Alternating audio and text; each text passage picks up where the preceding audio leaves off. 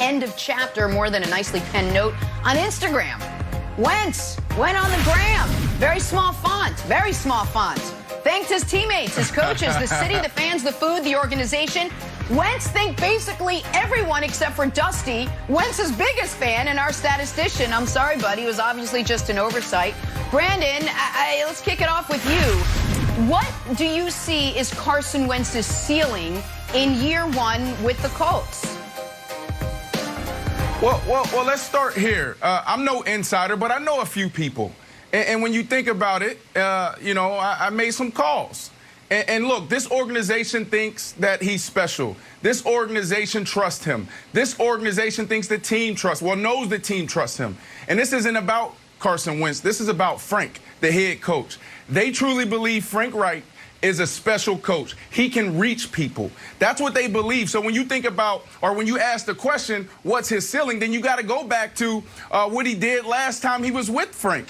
He was having an MVP year. He would have won MVP if he didn't get hurt, Nick. So I think that is the ceiling. This dude truly is a guy who can play football. Something happened in Philly. A lot of people believe that they put the quarterback ahead of the team, and when you do that, you just get in trouble. So that won't happen in Indy. They truly believe they have everything they need from a management standpoint and also from a personnel standpoint to really bring this whole thing together. Super Bowl is the goal for this team. I mean, look at what they did last year. And again, I go back to what they believe. Frank Reich is special. They believe he can reach guys. They think that he did a phenomenal job with Phillip Rivers last year. Look at what he did last year, 24 touchdowns, 11 interceptions. The year before, he had 20 picks, 88 rating. So I think this is a good situation for both parties, Nick.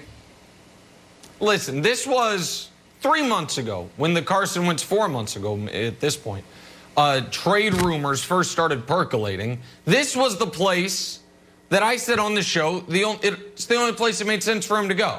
They were going to need a quarterback. They were going to have the cap space, and Frank Reich's there. So I think everyone knew eventually this was his likely landing spot. I disagree with you on the ceiling being his 2017 season where he was leading the MVP discussion through 13 weeks. I don't think that player exists anymore, and I don't know if he ever really existed. I think that was a bit of a mirage. I think if you look back on that season, the number of great plays that were made when he was under pressure, under duress, you look at his astronomical passer rating on 3rd and longs, those aren't sustainable. The question is, can he get back to who he was after that prior to this season? Because 2017, he was an A+. 2020, he was an F-. But 2018 and 19, he was good-ish. Can he be good-ish for a team that otherwise is really well put together? And I think the answer to that question is probably. So what's their ceiling about what it was last year? Last year they won 11 games. They were this close to beating the fighting Josh Allen's in the playoffs. If they had picked up that fumble, they would have beaten the fighting Josh Allen's in the playoffs. But to me, Brandon, it's not just about the player that he is. I'm going to put you in a bit of an uncomfortable spot. I want to ask you a question. If you are a receiver on the Colts, and Phillip Rivers seems to be a guy people really love playing with. They don't like playing against him, but his teammates seem to really like him. And he seems to be a guy that inspires some loyalty. If you're a receiver on the Colts, and you haven't met Carson, but you've read the things we've read, are you excited about this? Are you happy about this? Yeah. Do you want to play with this guy knowing just what we know on the outside looking in? Look, that's the amazing thing about the locker room, Nick. And look, I'll be skeptical.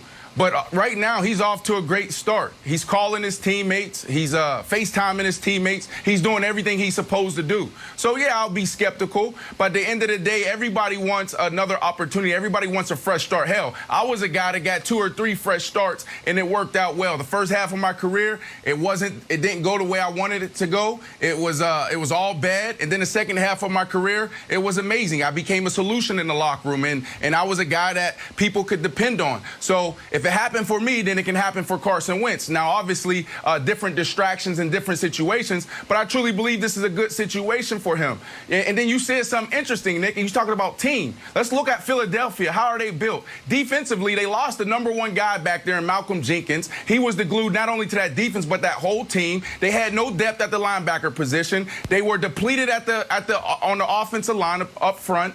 They had really no true running game. They really wasn't committed there, had no identity, and they had no wide receivers. So now when you look at the Indy situation, you insert Carson Wentz, and you have a top-tier defense, a top-tier running back, top-tier running game, and then you have pass catchers. This is a good situation for him. And then also include protection. A top 7 offensive line, Jenna. And, Nick, let me just throw something else in there. The reports that we're hearing now is that he had really lost communication with Doug Peterson down the stretch, and there was no relationship with the head coach. So now he's got all those things on the team and a guy who he really trusts as head coach, a guy who was basically was offensive coordinator the last time he was really, truly successful. Now you restore that confidence, and you'd like to believe that he's going into an environment where as long as he gains the players' trust, the coach is going to sort of make it an easy transition for him with Frank Reich. Is that not also in play here? Yeah, no, I think that's all part of it, which is why I think it can work. And to add to it, you go from the team with the most different offensive line combinations last season in recorded NFL history to a team that is very stable on the offensive line. Now, they might move Quentin Nelson to tackle. I don't know why you would do that. He's the best guard in football. But you're a guy who previously didn't know who was going to be protecting him to a guy who's going to be well protected. That works out for him. My skepticism is this. I just never hear any accountability from Carson Wentz over why it has gone so badly. And I haven't not heard enough from him or even off the record, not off the record, but anonymous accounts from teammates about how he's unfairly portrayed in the media, how he's actually this guy in a good way, as opposed to the guy who's been portrayed as kind of a selfish, maybe a guy that's unsure of his positioning the moment you draft a second-round project in Jalen Hurts. Like this, Carson Wentz has gotten exactly what he wanted. He goes to a better team with the coach he succeeded with better weapons, a better offensive line. If he doesn't succeed here, then I think you can wash your hands of him as a player. It could not be a better situation for Wentz. I don't know if we are just too tied to what he did in 2017. Because what we have since then is some sample of good play, some sample of horrific play, and no sample of great play. And so I think the Colts will be fine if he is just an above-average quarterback. But I don't think the 2017 Wentz is coming back at any point, Brandon. I disagree with you, Nick. 2017 Wentz, I think he's still there. Look, you're sitting next to a guy virtually that was in the same situation. You know, a lot of people wrote me off. A lot of people thought that, oh, he's not great for the locker room. And then all of a sudden you get a fresh start. You have a different perspective. You look yourself in the mirror and you say, you know what? Maybe I can be better. Maybe I should be better. It probably is me. So because he's not publicly doing it, I'm sure he's looking at it internally and privately saying there's some things I can work on. Nick, I know it's a little early, right? It's you know, we talk about these too early predictions, but I'm going with the Indianapolis Colts to come out the AFC. It's a little too early. You can't look at Jenna's face. Look at Jenna. It's early in the morning and early in the season and early in the week and early in the year. It's not even the season. We haven't even gotten into the new football league year yet. Listen, if Wentz is 2017 Wentz with those weapons and that coaching, that's not a bad take, especially because AFC South might have the 2 worst teams in the league, in the Jags and the Texans, if the Texans trade away Deshaun Watson. So you just build in 4 wins to start your season, which is a great spot. I just want to push back a bit in this regard. I totally understand, Brandon, your story and guys that have turned corners in their career.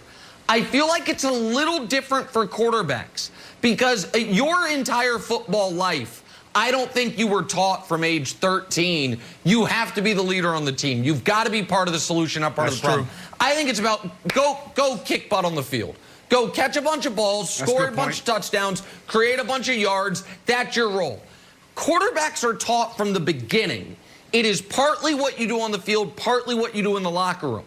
And if you're 28 years old and you still haven't gotten it, I think it's harder for that position, Jenna, to have a big change than a guy at almost